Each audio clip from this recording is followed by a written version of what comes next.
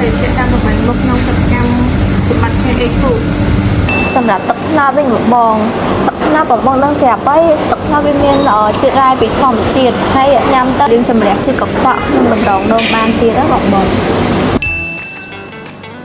ចំពោះទឹកស្ដាយសវិញអត្ថប្រយោជន៍បងវាជំនួយទៅដល់ស្បែកចាំសាច់ភ្លឺឆ្អឹងរឹងមាំនិងសម្រាប់ក្មេងជាងវ័យបងសម្រាប់ជួរប្រាក់នេះវិញវាមានជាតិវីតាមីន C ខ្ពស់ហើយការពារផ្ដាសាយបានល្អបញ្ចុះជាតិស្ករហើយជាភេសជ្ជៈដែល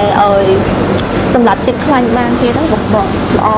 ទឹកល្ពៅវិញអត្ថប្រយោជន៍បងវាធ្វើឲ្យភ្នែកភ្លឺច្បាស់គូក្បាលវែងឆ្លាតញ៉ាំទឹកល្ពៅរាល់ថ្ងៃជំនួយការចំចាយទឹកពោតនេះយើងញ៉ាំទៅផ្ដល់ធម្មពលយើងពេញមួយថ្ងៃហើយធ្វើឲ្យពោះវៀនយើងដើរស្រួលហើយញ៉ាំទៅរាងស្អាតទៀតបាទអត្ថប្រយោជន៍សម្រាប់ទឹកស្ដាច់បៃតងមួយនេះ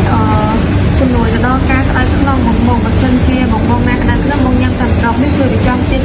កម្ដៅដោយសារជាតិពុលហើយនឹងធ្វើឲ្យស្លាក់ខ្លួនបងសម្រាប់ទឹកថ្ងាវយើងញ៉ាំទៅធ្វើឲ្យកម្លាំងមាំមួនហើយការពារការរំលោភក្រពើរសជាតិវាឈ្ងុយតិចហើយជំនួយដល់សាច់ដុំទៀតបងទឹកស្ដេចក្រហមមួយនេះអត្ថប្រយោជន៍បងវាជួយសម្រួលដល់ការរំលាយអាហារបំពន់ឈាមបញ្ចុះជាតិខ្លាញ់ហើយនឹងល្អខ្លាំងចំពោះបេះដូងចាំបើសិនជាបងប្អូនចង់បានសុខភាពល្អកុំភ្លេចភេសជ្ជៈធម្មជាតិទាំង8មុខនេះណាជាពិសេសមិនដកត្រឹមតែ3ខវាតែបន្លំបង